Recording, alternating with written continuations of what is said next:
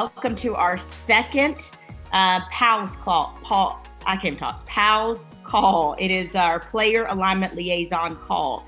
And what does a Player Alignment Liaison stand for? That's somebody, a former athlete, a coach, a mentor, somebody in the mental health space, or somebody who is just a fan of sports and wants to mentor and wants to help. We exist, and why we exist is we saw a problem, particularly when the lights go out for athletes, and sometimes for athletes while the lights are still there. And we wanted to be a resource. We wanted to build a community, and we wanted to help people not feel alone, depressed, anxious, we want to combat fatherlessness and people not having mentors, people not having access to mental health resources.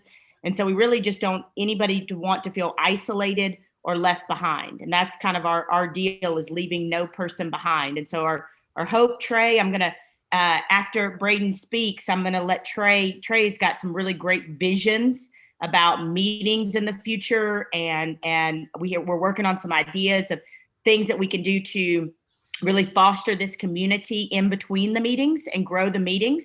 Trey is the author of all that. He's amazing. And so I'm going to let him talk about that a little bit later on. But right now, I want to just thank and welcome my friend Breiden Fehoko. He is former defensive lineman, national champion, and now plays for the Chargers. I could tell his whole story. He's going to tell it for us. He can tell it better than me. But what I want to say about him is I've been to LSU, I think 3 or 4 times now. And the very first time I walked into that meeting room, and we talk about a lot of different things, right? We get real, we get raw. He can tell you that. We talk about everything, mental health to dating, and I don't sugarcoat it. I just talk real to people. And so sometimes people are laughing, people are whatever. And I'm telling you the story because he did this and snapped. I don't know if you remember this, B. Snapped his fingers and had the whole room like, shut up, listen, like commanded the whole room like that. And everybody listened to him. And it was because we were all laughing. We were laughing about, awkward, embarrassing dating stuff. But all he had to do was stand up, snap his fingers, and everybody listened to him. And he came up and he talked to me afterwards. And I just have loved him ever since. And then got a chance to love his family. His mom brought me at the Peach Bowl a couple of years ago, flew me in a lei all the way from Hawaii. I wore that sucker the whole game. After the game, I smelled so good. It was amazing. But he has the most awesome story of overcoming and beating the odds and never quitting. And so without further ado, I want to give it up to my king, my friend. Take it away, B. Thank you. Can everybody hear me good? I just want to make sure my audio is pretty good before I start. All right. Wow. I think Miss Rachel kind of said a little too much. She was a little too nice on that intro. Not as great as everybody thinks, but super humbled to just be here speaking to everybody here tonight. I think what we're doing with PALS is such a great outreach program. It's such a good group because before I start, just so quickly, you just see so much athletes, whether football related, basketball, professional, non-professional, in high school. I think athletes just kind of go through a lot of mental and not just physical challenges, but a lot of mental health challenges. And you see, I mean, we shared in our group last week about the ex-player and the murders and all that stuff. It's just so sad, so sad to see everything. But where do I start? So born and raised in Honolulu, Hawaii. I was raised in a great household with loving parents. We a great Christian family, went to church every Sunday. 3 older brothers. I am the youngest of 4.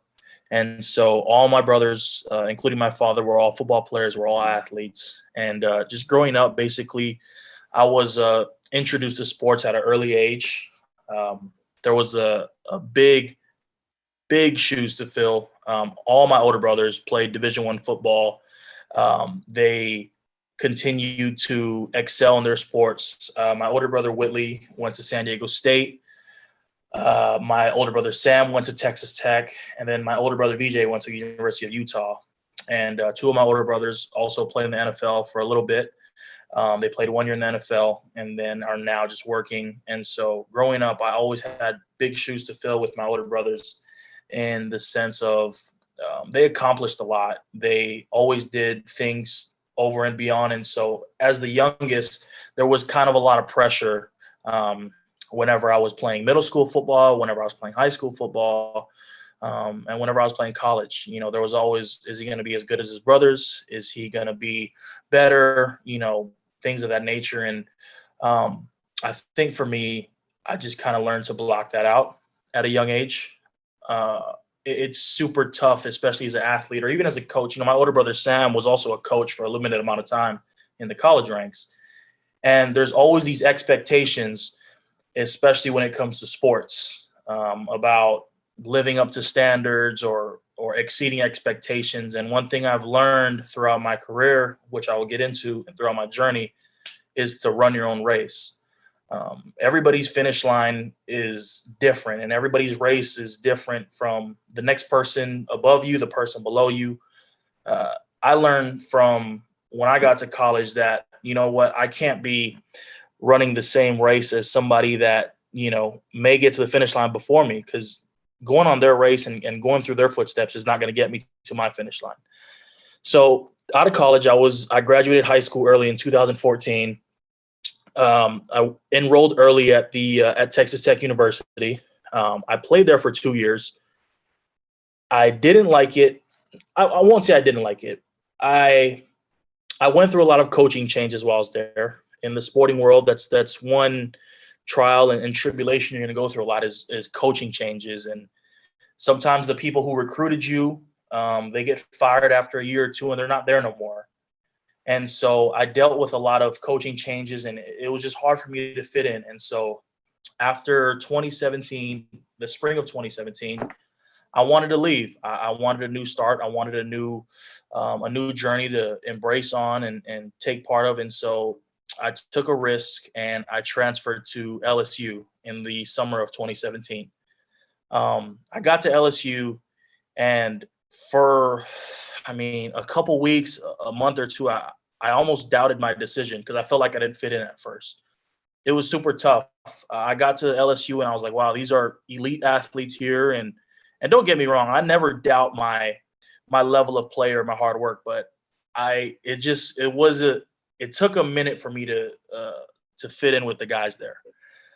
Got to LSU, it was different. Lifestyle was different. I was living on my own. I was away from my parents. I was away from my girlfriend. I was just away from everybody. And like, I can remember one night I just like broke down and cried because it was just like, did I make the right decision? You know, I may have messed up my future. You know, I got to that point where I just started doubting things and overthinking myself. And I was like, man, mentally, I wasn't on the best. You know, I would smile. I'd go to workouts. I'd go to practice and I was smiling. But mentally, I was just like, is this really for me? Like, I was redshirting. I wasn't playing football. I was just working out. I wasn't a part of the team.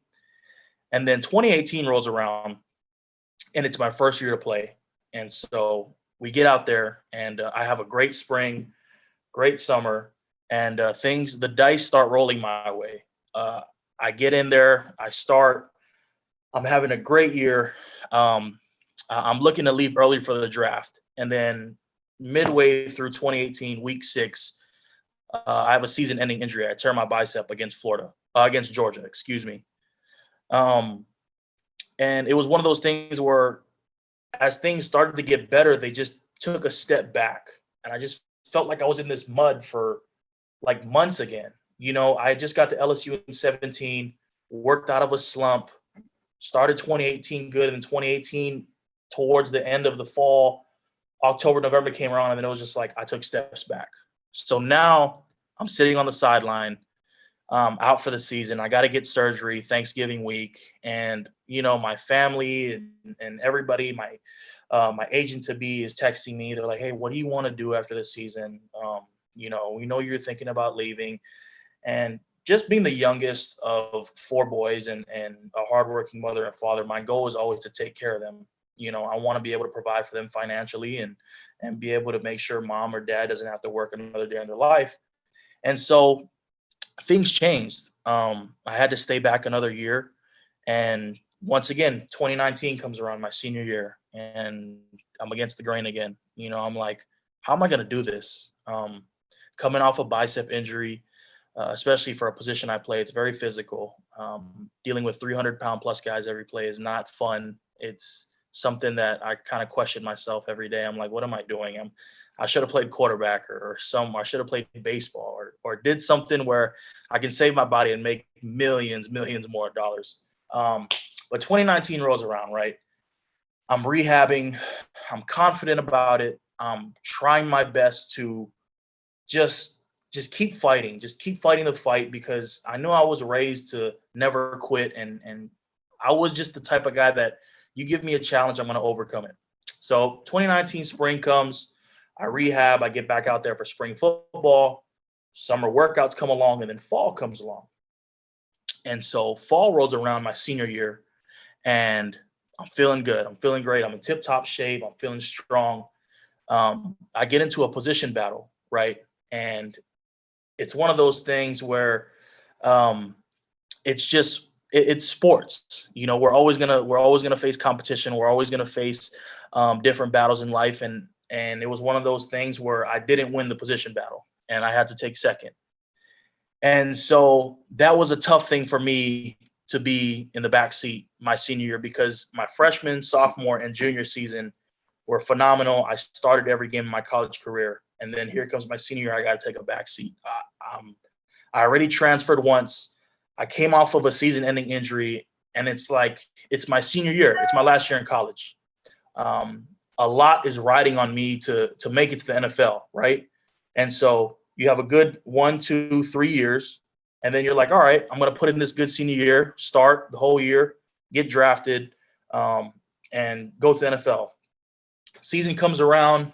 I'm not playing as much snaps as I wanted to early on in the season.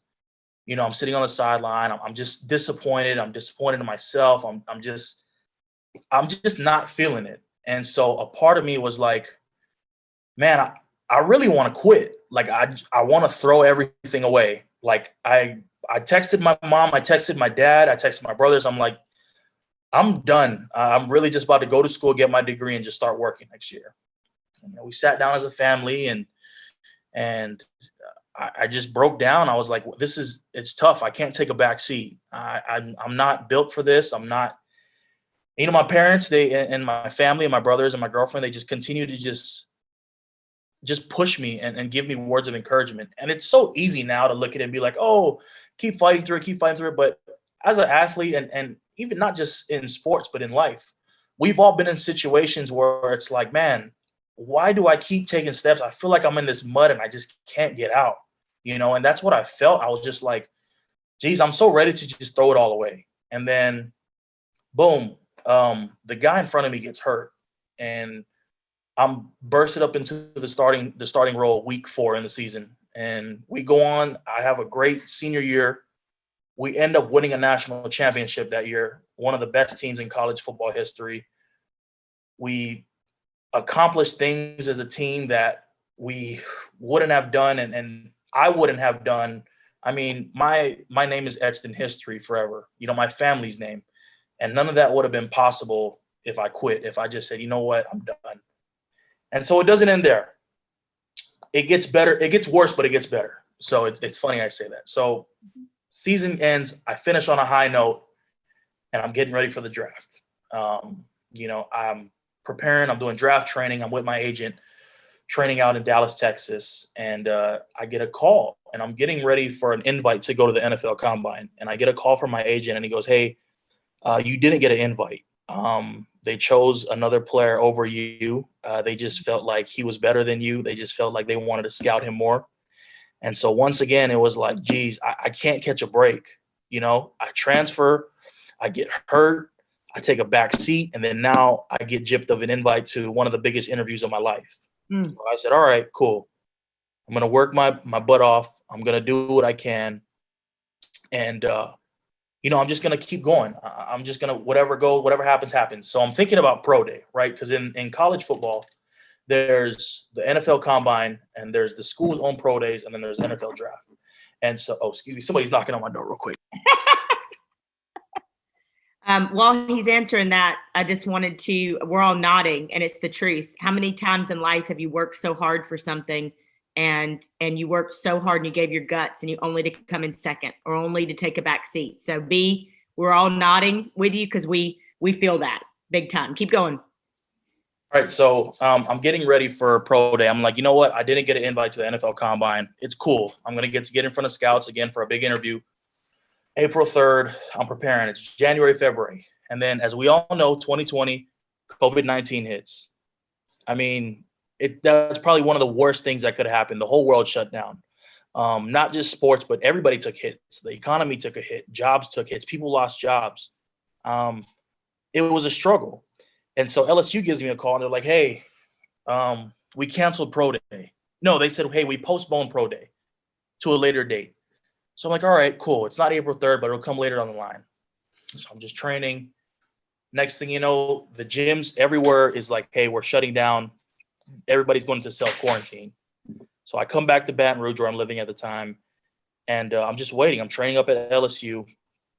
Then LSU texts me, officials text me at LSU. They said, hey, you know what? There's going to be no pro day. We're very sorry, but it is what it is. And so I'm sitting in my Baton Rouge apartment. I'm just like just super bummed out because it's the biggest interview of my life. You know, my future's on the line. And I just start breaking down again because I'm like, I don't know what to do.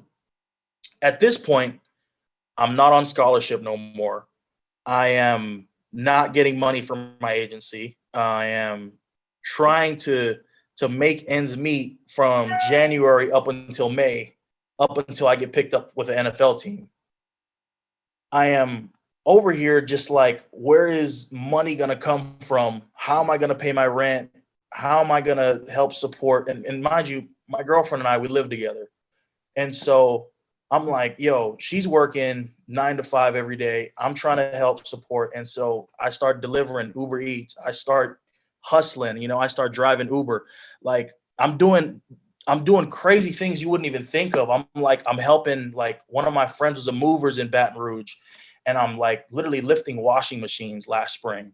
I'm trying to like make ends meet every month just to pay bills. And like my family doesn't even know this. I'm putting a smile on every week when I call them saying, hey, how y'all doing?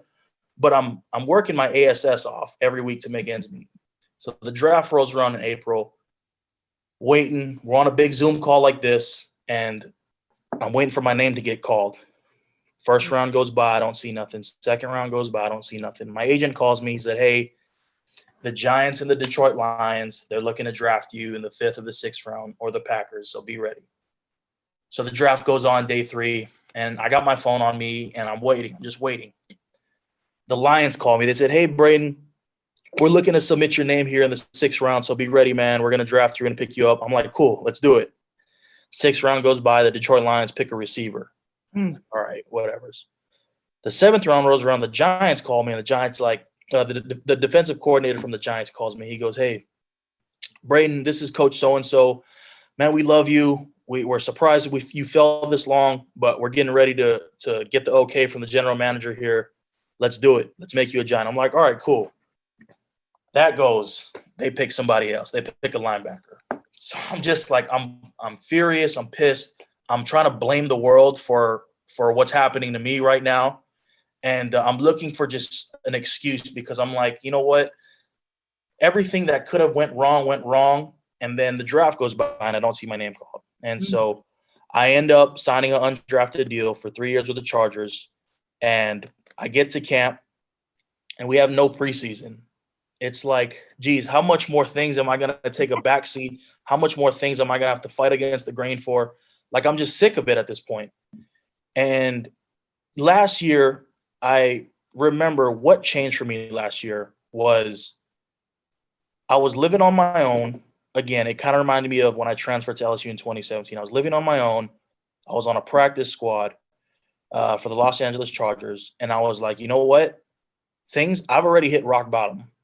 What's the worst that can happen? You go below rock bottom? Like, no, you're already at the bottom. So why not just find the positive in every situation and just keep climbing? And it's funny, week 7 or week 8, excuse me, one of the guys in front of me got hurt. and I got active, and I played the second half of the season for the Chargers. And then after the season, they signed me to a 2-year deal, and that's kind of my story. That's where I'm at today, and I'm just a standing testimony to just we all go through things in our lives, and it's crazy to think about the things that you would think you're going through that nobody else is going through. But I promise you, especially for the young athletes or coaches in here or just anybody, that I am like a true testimony of just going against the grain. Every hand I've been dealt was a hand that I was supposed to lose. And somehow, some way, I just find a way to just keep fighting and keep climbing out of it. I don't know how, and I don't know why I can consistently get dealt hands that I've just like, wow, you would think he would have called it quits or thrown the towel. But like Trey said, grind and faith. That's pretty much what I live by every day. I grind my tail off, and I pray every night that I just continue to just stay safe and my family's safe and I can somehow provide for them. And you just let the man above do his work. And that's pretty much my story. Okay, well, that was amazing. And we were all blowing up the chat while you were talking, and just wow. I mean, I think all of us can relate. I got some DMs. We can all relate. I'm like you. And raise your hand if you've been through that too, man, where you come in second place or you worked your butt off, or you know, for the relationship or the project or the job, and you did everything you were supposed to do, and you still find yourself, like for me, looking at God going, why, God? Why'd you do this to me? Why'd you do this to me? But in the end, I think, you know, I don't know. I'm not in your shoes, but I just want to say this. I think you probably appreciate where it comes out of your pores, B, how much you appreciate where you are. And I don't know. I mean, if it had come easy to you, maybe you wouldn't appreciate it so much. I don't know that. I'm just saying you exude gratitude and hustle and heart, and your heart is as big as Texas, man. And, you know, I don't think you'll ever, ever, ever take for granted a moment that you spend with the Chargers or in the NFL because of what you had to do to get there. Definitely. I can promise you that I am so appreciative of everything I have now. I mean, a year ago, like I said, I go from winning a national championship to delivering food on Uber Eats. You know what I mean? Yeah. And now it's like I'm set, but I'm not set. So I'm definitely in a different position I am now this year than I was last year, and it's crazy. It's the work of God, and it's the hard work we all continue to put in, and you got to water the crops if you want, you want the rewards, so just keep working. If I'm always here for questions or a cell phone call away for any of you. If you guys ever need anything, I'm always a telephone call or a text message away from any advice you guys need. But I'm pretty sure everybody here has kind of been through something similar and can relate. Well, but I love that. I want to say this really quickly. I love that. I think probably a lot of us on this call, either right now, because life is like this, right? If you're at the top of the roller coaster, hold on and enjoy it, because it's inevitably. So what you went through is a definite inspiration. I know I speak for everybody on this call. It's definite inspiration for us of everything that you've been through, and we can take that and we can apply that in our own lives. Anybody want to? I know we've been hitting up the chat. Does anybody have any questions for B? Feel free. Don't hold back anything. I mean, doesn't matter what kind of questions it is. I'll be happy to just answer anything anybody needs. Can we? I've been trying to hold it in. I'm just add in. That was fire. It's crazy how the guy that just keeps getting the bad hand is the one that keeps pushing through. And that quality, man, is just so important, because it's crazy. You'll see the guy with all the talent that has everything in front of him, that has the opportunities, and then they kind of piss it away. But then it's like dudes like Breiden, he like, nah, man, I'm gonna go get it. And then that's why you where you are, man. You're gonna be successful. So I had to let that out, y'all, because I was holding it in the whole time. Appreciate it, Trey. Appreciate it. They know each other, so I wanted to be able to speak to him. Yeah, me and Javon, I've known Javon since we competed in high school against each other, competed in college, haven't played against each other yet in the NFL, but yeah, me and Javon know each other. He actually, funny story, when I was transferring from Texas Tech, he hosted me when I was on my trip to Ole Miss, and so Javon's like family. We're like brothers, man. We're close. He knows all my family. I mean, I'm close with him. He just got married, so big congrats to him. I know he was living it up a little bit. Big congrats to Javon. He said to tell you he's cool. Tell B he's a soldier and God makes no mistakes. My brother, appreciate it, Javon. Appreciate it. I just want. Can y'all hear me now? Javon, yes, Javon. Thank you, babe. What's going on? No, but I just wanted to add on to Braiden's story, man. Me and Breiden have been knowing each other for a while. I mean, competing for a while. Funny story, back in high school, we all went to the Nike Opening in Oregon, and we're doing this bench press competition. And, you know, I'm thinking that I done stole the show with like 37. You know, he come up there, he hits about 42. I was like, yeah, this man right here is strong, man. You know, meanwhile, then we go off to college and, you know, compete against each other, man. But it's just that warrior spirit that he brings, you know, that I heard throughout his story, you know, and you can see that through his heart, you know, through his work, you know, through his testimony. And everybody's story is different, man. You know, that draft day story that you were telling, man, I know exactly how you feel. You know, but God makes no mistake where you're at. You know, it's all a part of the journey, and you know, God, He orders our footsteps. You know, we just keep believing in Him. And you know, one thing that me and my wife always say is, you know, God He always has us. We just have the faith, and we believe in Him what we do. You know, so you know, with y'all, this group, and you know, just keep in connect. It's a bunch of great people in there. You know, I felt the power moving through here. You know, and everybody was talking, and you can see the realness. You can see the connects. You can see the place where, you know, where God wants us to go. And you know, that's all I had to say. And you know, me and Rachel are good friends, and you know, I can't wait to see where this group goes, and you know how far it goes. Thank y'all for being so amazing. We want to bring up Jeremy Newsom. Y'all, if you don't have your notes on your phone, or if you don't have a pen, go get a pen. He has already taught me so much. He is amazing. Y'all, one of the things that I just love, I was telling Lindsay this last week, I think it was, I said, what's cool about this call is we're providing all these resources, but literally something that somebody learns on this call can literally potentially break generational cycles of poverty. People can take whatever amount of money they have, and they can go and they can learn how to make it grow. And I'm like, that is fantastic. So not only is it mental, emotional, friendships, mentors, fatherlessness, job resources, all those things, it's money. And as our friend Brittany Turner, if you haven't seen Sunday Soul last week, says, yeah, I want to make more money because there's more people in the world I need to help. And the more money I make, the more people I can help. So I have no shame in wanting to make money. She was like, I want to be a billionaire. And she became a millionaire from living in her car. And Jeremy has mentored her in the financial aspect of her life, but she became a millionaire during the pandemic and now owns an island. And she used to live in her car. And she said, I have no shame in that. So there's no shame in wanting to make money. She says, if money doesn't have you, you have it. Either money has you or you have it. And there's no shame in that. So Jeremy, take it away, my friend. Rachel always dropping bombs. I love it. Every time she steps up to the plate, she just delivers. Rachel, one of my dreams, I'm gonna go ahead and tell you this right now, is to share a stage with you.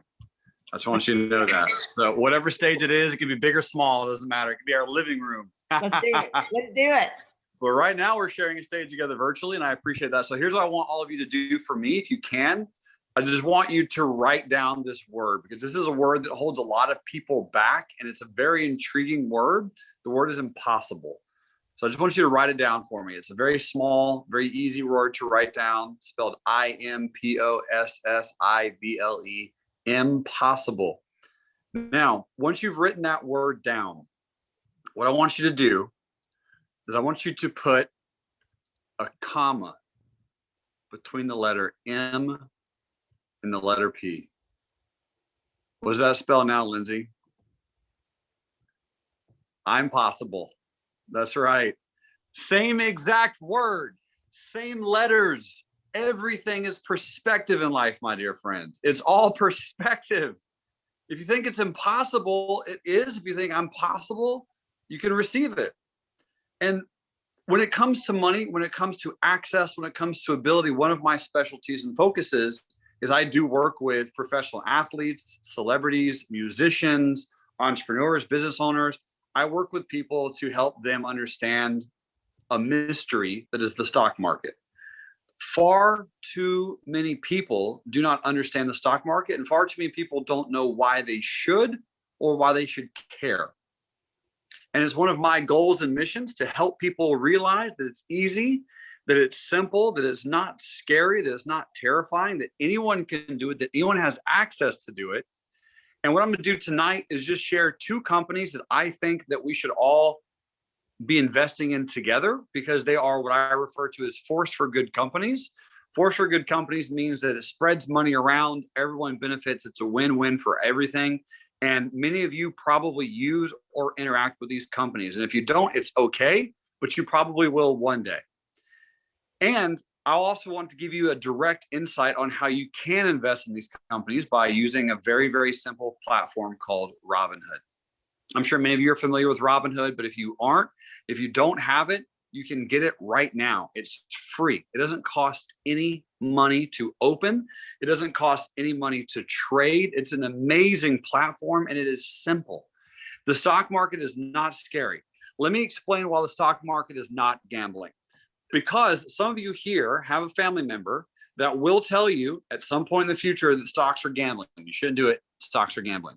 Let me tell you why stocks are not gambling.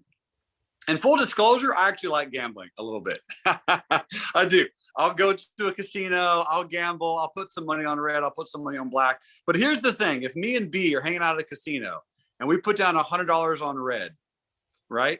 And it hits black, what happens? Lose your money. Our money's gone, right? There's nothing that we can do. The money is gone. We had a thrill. We had some excitement. We could have made 200, but we lost 100. Money is gone. That's gambling. Gambling is a binary event. You either win some or you lose everything. That's gambling. And it's okay, but hey, as long as you understand the math behind gambling, all right, we all know it's gambling. In the stock market does not have a binary event. For example, let's say you took every single dime that you have in your entire name right now, every single penny, everything that you can possibly collect and gather, and you went out and bought shares of Apple tomorrow.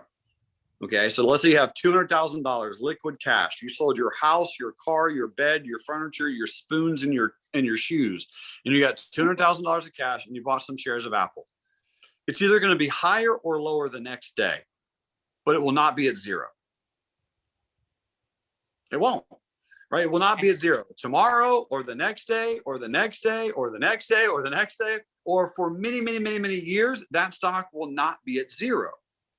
And there's numerous reasons why specifically Apple would not be at zero, but in essence, that's why it's not gambling. There is no binary event. There's no, oh, I lose everything or I have some more. It is, I generally have more over time. That's what the stock market does.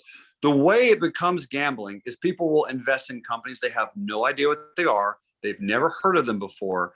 Oh, they solve some type of thing that no one ever knows what they are. They've never bought a product from them. They've never bought anything from them. They've never experienced them. They have no idea what they are. So here are two companies that I think every one of us here has probably heard of. And I'm going to ask you to type a 1 into the chat pane. Type a 1 into the chat pane if you have heard of the company Fiverr. All right. Trey Hicks is throwing in a 1. Rachel got 3 1s. Lindsay has a 1. Beautiful. Brendan has a 1. Emma has a 1. All right, fantastic. This is good news. So a lot of you have heard of the company Fiverr. Well, let's talk about why it's a very interesting company. So number one, it's an Israeli-based company. Just random fact, right? It's based in Israel.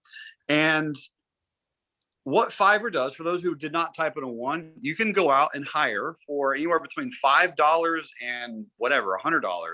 You can hire someone to help you with, ready for this one, guys? Ready? Anything. Yeah, anything. Like you want a script to pitch a sponsor, Fiverr, $5. You want a makeup tutorial, $5. You want someone to help you write an award-winning speech, $5. You want someone to help you write a movie script, $5. You want someone to help you come up with an idea to create a business, $5. Anything, right? Anything. And here's what's amazing about it. Another one of my favorite quotes. It's not your resources. It's your resourcefulness. Every one of us has resources. We either have time or some money.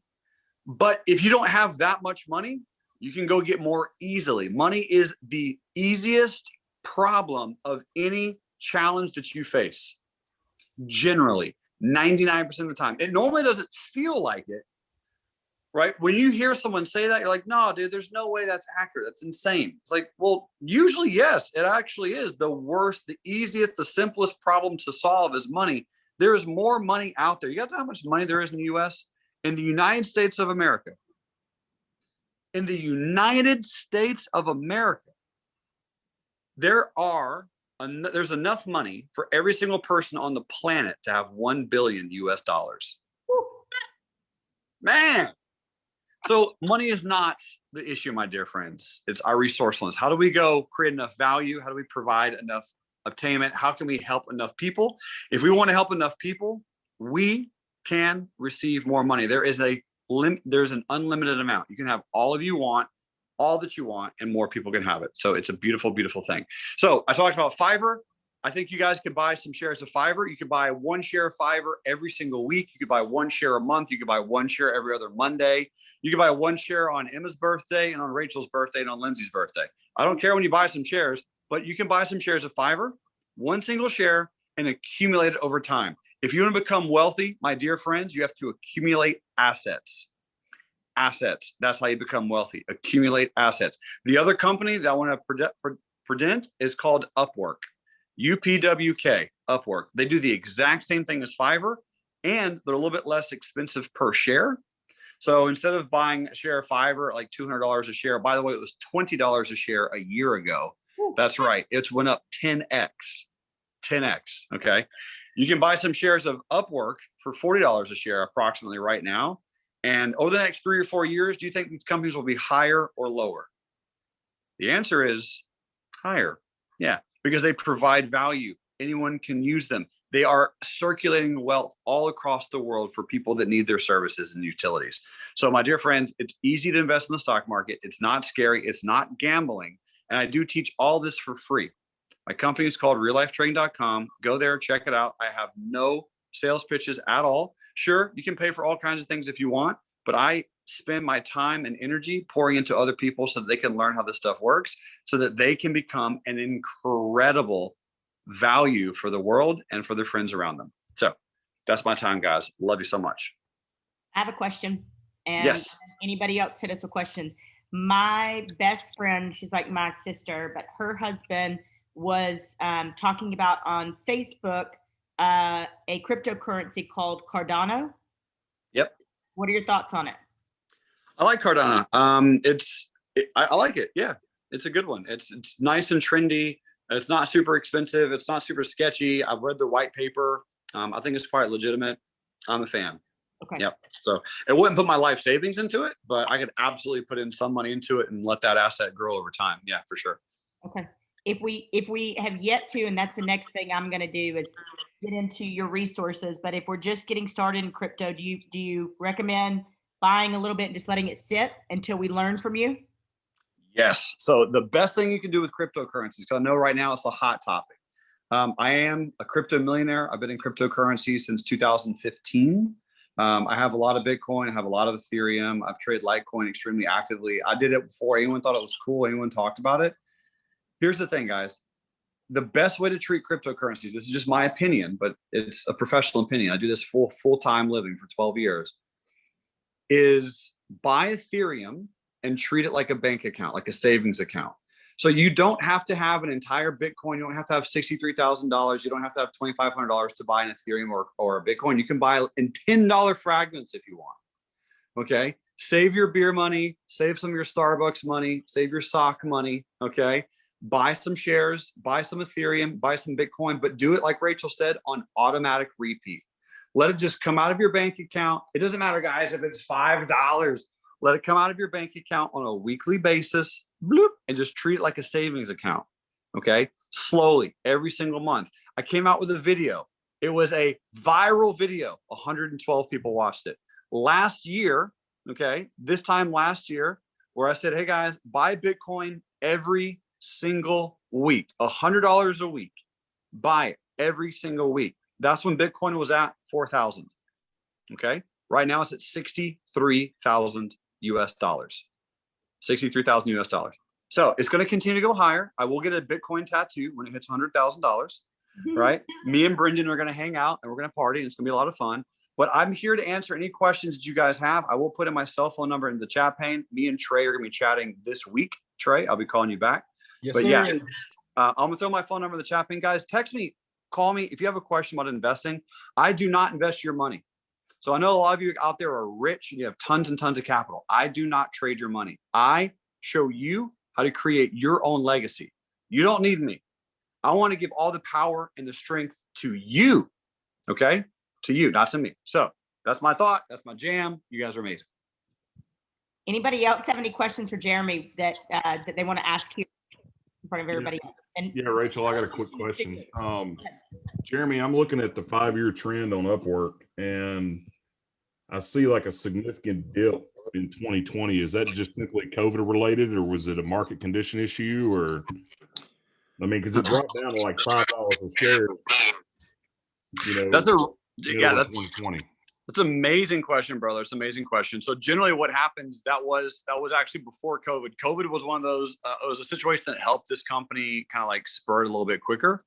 But in essence, that happens a lot with what's called new tech IPOs. So IPO stands for initial public offering. And when the stock first comes out on the market, people who had bought in a year and a half to half a decade ago, people who were really, really early into the stock, they start selling it, right? So it comes on the public market, everyone else can buy it, the stock drops pretty dramatically. Same exact thing happened with Snapchat, by the way. I know you know what Snapchat is. So Snapchat IPO'd at $24 and went all the way down to $5. $5 about a year and a half ago. Brendan, guess what it is right now, bro? 50 and some change, homie. 50. It's amazing. I know you snap every now and then. College days, man. That's it, man. That's it. So yeah, 50 US dollars. So anyway, long story short, Facebook did it, Snapchat did it, Upwork did it, Peloton did it. There's so many companies that did it and will continue to do it. That's just a natural thing that happens with new tech IPOs 90% of the time. Yeah, it's a great question, brother. Great question. Anybody else before we move on? I want to ask the input, Jeremy. So and everybody up here too, I've been kind of like slowly implementing each little thing that you've been giving. So last time I did the auto recurring. So every month my bank account, there's being money that's pulled and going straight into my investments. And it was a teledoc. Got some teledoc we talked about so long. Every single call, y'all, these are free tidbits. He has paid big cash to be able to do this. So let's go ahead and take advantage of that. So I appreciate that, Jeremy. That's good. Y'all, that's the truth, man. He comes on here and does this because out of the goodness of his heart, just because he wants to. He called me, I guess about 6-8 months ago, and was like, I want to be involved with you somehow. I want to help athletes. I want to teach them how to do this. And so big props to Jeremy for doing that, because there's, a lot of things he could be doing. We're just really grateful for your time. We love you, dude. You're muted. Oh, dang. It's okay. Thank you, Rachel. I love you guys so much. It's an honor. It's a privilege. It's amazing to be here because I do want to empower athletes. I want to empower so many people, women, especially women athletes. Oh my gosh. Like, let's get people in this to win this, my friends. All right. I'm here to help. So I'm always going to be here. Ain't going anywhere. All right. Really quickly, I want to just give you all this business tip this week. Oftentimes, guys, I was thinking about this a couple of weeks ago in preparation for our call, and then we're going to let Trey give you an update, and then Emma give you an update, and then we'll say goodbye tonight. But oftentimes in business, y'all, we get a no, or we get a non-response, and we quit. We're like, well, they didn't call me back. They didn't email me back. Y'all, I want you to adopt an attitude of being respectfully relentless. Okay. My old mentor at ESPN told me there is a fine line between stalking somebody and being persistent. He said, find it and ride the hell out of it. And so I say, I'm not going to go away until you tell me to go away. Now, that doesn't mean that I blow somebody up 3 times a week, but I'll give them a week, and then I'll feel it out, follow my gut. I'll ask somebody around me, listen, use us, use this group. If you want to send an email and you're not sure what it looks like, send it to Dr. Josh, send it to me, send it to Trey. He opened his own business and thrived and grew during the pandemic. We're here for you. Okay. If you got a resume and you need somebody to be one of your references on your resume, hey, we'll be it. We'll look over your resume. Chances are somebody here, I know somebody who writes amazing resumes that I can get you to. So point is, a lot of times people think a no answer is a no. And the people that end up working with me, either doing podcasts or in some form or fashion that I'm changing the narrative, are the people, honestly, that have reached out to me 2 or 3 times. And I say to them, if you just stay with me, my life's a little crazy right now, or I'm traveling or this. And so it's the people that are respectfully relentless. So I just want to encourage you in your business and everything but dating, because no is a no in dating, but in everything else, be respectfully relentless. And you don't have to stalk somebody, but I'm telling you how many times somebody said, oh, thank you so much for emailing me back. I've been so busy, or this has happened. Or gosh, something happened. They fell off, they had a family emergency. They've been sick, whatever it is. So just don't take the no answer as a no. That's my business tip for y'all this month. And just keep pushing and keep asking. And a common phrase I like to use, it's really nice on emails, and probably some of y'all gotten these emails from me, is I just want to stay on your radar. Hope you're doing well. Hey, just checking in. Just want to stay on your radar. Hope to talk soon, period. It's great. I'm still here and I'm not going away, but I'm being respectful of you. I just want to stay on your radar. So that's the business tip of this week. Trey, if you will share with everybody kind of the grander vision, the 2-year vision of the meeting and the bigger things happening, but also some of the things that we're wanting to grow this community between talks as well. Some of the ideas you had there. Yeah, and fam, I want to say, don't we have a really dope leader? If everybody could put in the chat box, fire that joint up for Rachel Baribeau.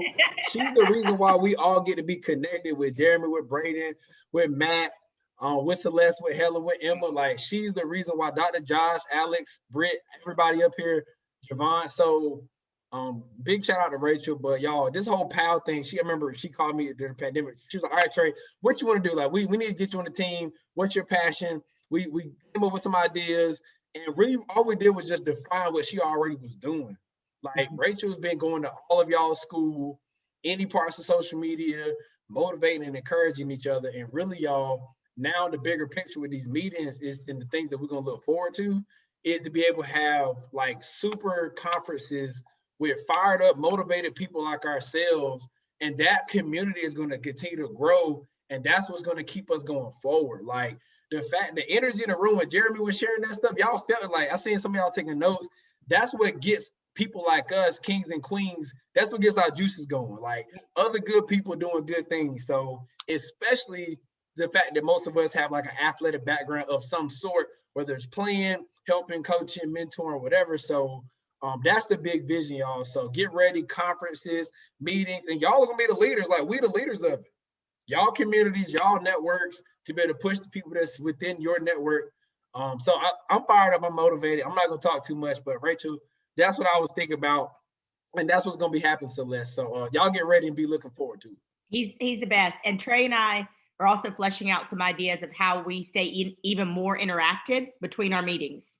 How do we, like, I want y'all, like, on the WhatsApp, and Emma's about to tell you about Discord community, but I want y'all to, if you see a good article that you think we could all benefit from, drop it in there, right? Like, if you see something about investing that we could learn from, drop it in there, right? If it means something to you, something about mental health, drop it in there.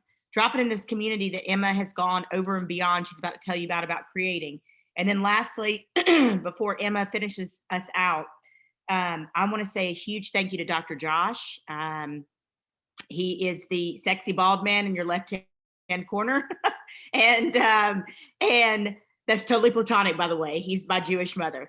And then Lindsay, and Lindsay is new to our group as well. These two angels are mental health support.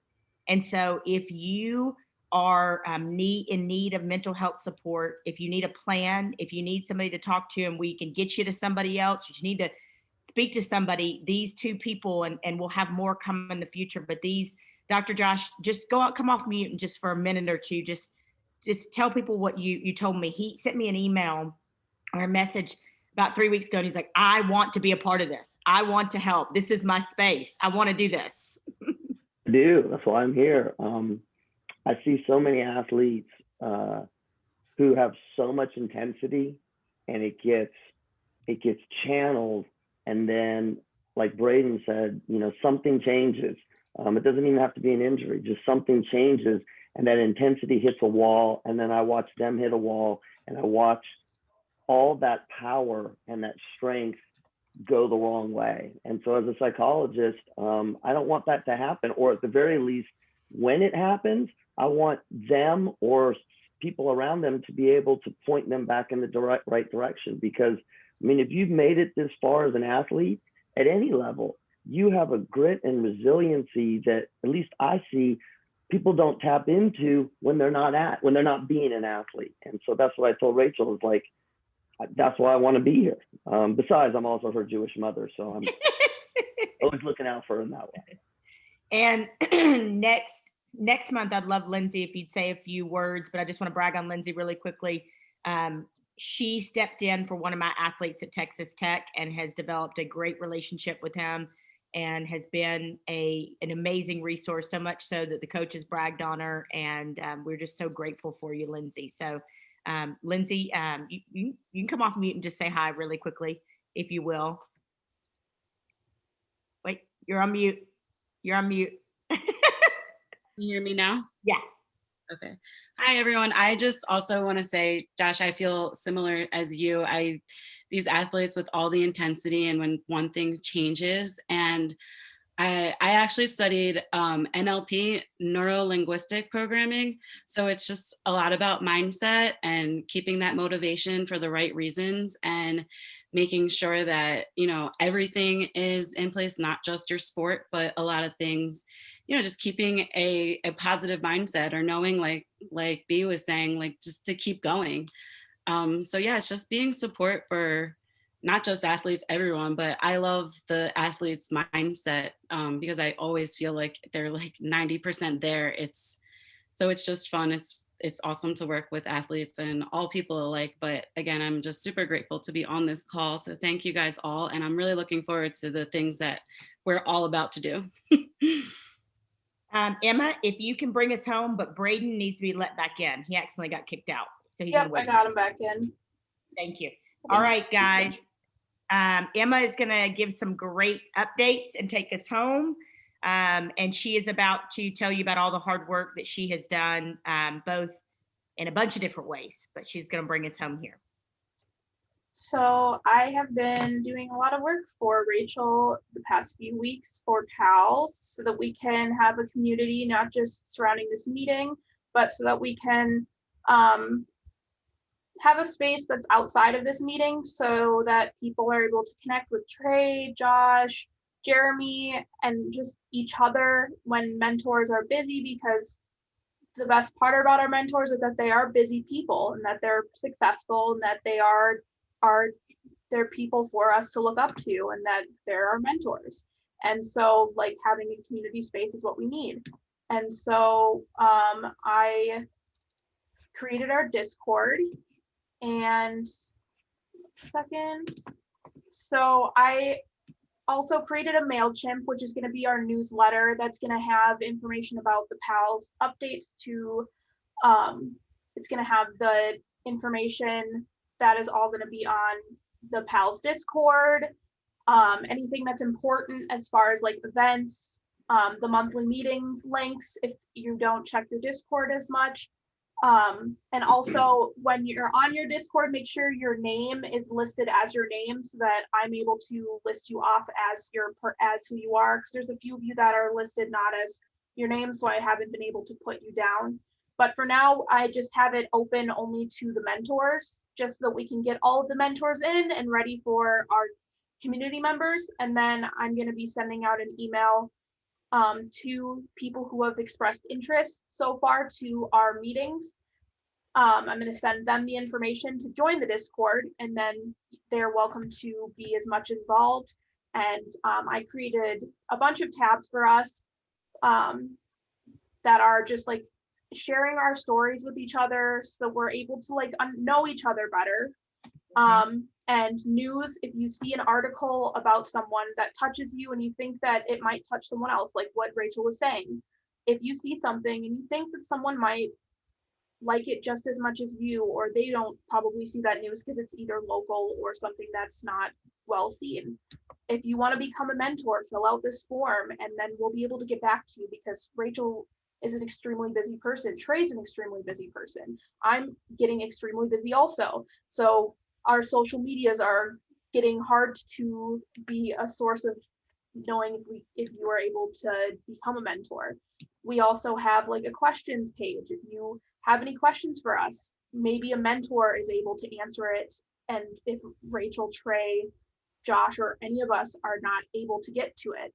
I also made a page, sub pages for Trey, Josh, and Jeremy for anything that pertains to anything specialized to them. If they want to post anything there, like Trey wants to post anything health, fitness, sports, athletics. If Josh wants to post anything therapy wise, anything about like his news campaigns, anything there. And then Jeremy, anything from your websites or investing, anything from Robinhood, any trends you're finding in investing, you can post that there. Or if you guys want to, community members and more mentors want to use it as a conversing space to like learn from each other.